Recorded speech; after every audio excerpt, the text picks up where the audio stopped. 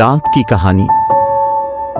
इब्राहिम ने जब से स्कूल जाना शुरू किया था, बाकी बच्चों के साथ मिलकर वो बहुत सी नई चीजें खाने लगा था।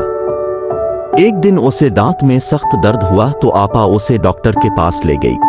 डॉक्टर सारा ने उन्हें बताया कि इब्राहिम के निचले दांत में इन्फेक्शन की वजह से एक खौल बन गया है।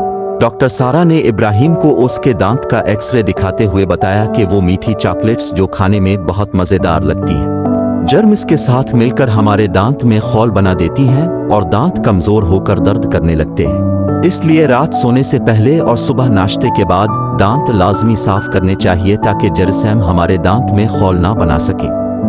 डॉक्टर सारा ने इब्राहिम के खौल को फुल करने के बाद इस पर सिल्वर का वर चढ़ा दिया और इब्राहिम से वादा लिया कि अब से वो अपने दांतों की सफाई का खास ख्याल रखेगा और मीठी चीजें भी कम खाएगा।